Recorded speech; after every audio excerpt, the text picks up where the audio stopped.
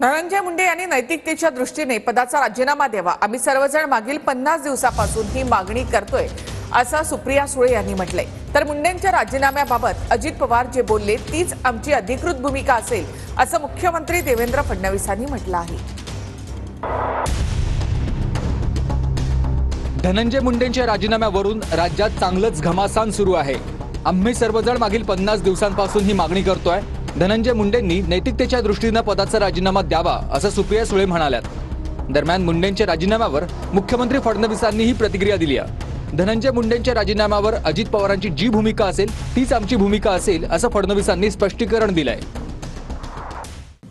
एवढे ॲलिगेशन झाल्यावर नैतिकतेवर निर्णय माणसांनी घ्यावा, एवढीच आमची मागणी। की धनंजय मुंडे हे आमच्या मंत्रिमंडळातले मंत्री आहेत, त्यामुळे त्यांना भेटायची चोरी नाही।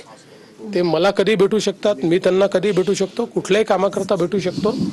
आणि त्यांच्या राजीनाम्याच्या संदर्भात अजितदादांनी स्पष्ट भूमिका मांडलेली आहे। अजितदादांची भूमिका हीच अधिकृत भूमिका आहे। अजित पवार गटाचेच नेते प्रकाश सोळंकेंनी देखील धनंजय मुंडेंच्या राजीनाम्याची मागणी केली आहे। आम्ही वारंवार राजीनाम्याची मागणी केली, आता पक्ष त्यावर निर्णय घेणार, असं प्रकाश सोळंके म्हणाले। देशातील पहिली घटना आहे आणि सत्तेमधील माणूस राजीनामा मागतोय आणि सत्तेतील माणूस राजीनामा देत नाही, असं बच्चू कडू म्हणाले। धनंजय मुंडे यांचा राजीनामा घ्यावा। नाही, आता ती आम्ही ती बऱ्याच वेळेला मागणी मांडलेली आहे, जाहीरपणाने मांडलेली आहे, परंतु आता त्याच्या बाबतीत बोलणं काही योग्य नाही। पक्षश्रेष्ठी त्याबाबत जे काही निर्णय घ्यायचा आहे तो घेतील।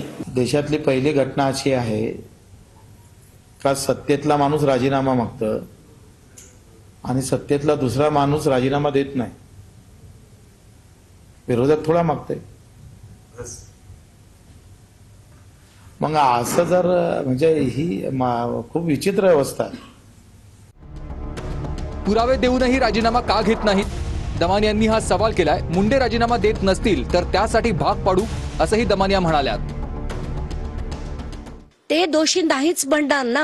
आजपर्यंत कधी ऐकलंय का की एखादा खुनी जरी असेल तर तो खून मी केला नाही असंच म्हणतो?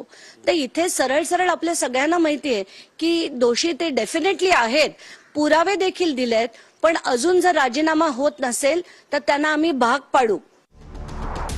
सत्ता पक्षाचे लोकच धनंजय मुंडेंचा राजीनामा मागतात। रोजच मनोरंजनाचा खेळ सुरू आहे। मूळ प्रश्न बाजूला करण्यासाठी हा खेळ खेळला जातोय का, असा सवाल नाना पटोलेंनी केलाय। सत्ता पक्षातलेच आमदार सातत्यानं त्यांचा राजीनामा मागताना आपण पाहतोय। हा रोजचा मनोरंजनाचा कार्यक्रम झालेला आहे, असंच आपण पाहतोय। सगळे प्रश्न जनतेचे मूळ प्रश्न डायव्हर्ट करण्यासाठी हा पद्धतीचा खेळ खेळला जातोय का, हा प्रश्न आता महाराष्ट्राच्या जनतेसमोर निर्माण झाला।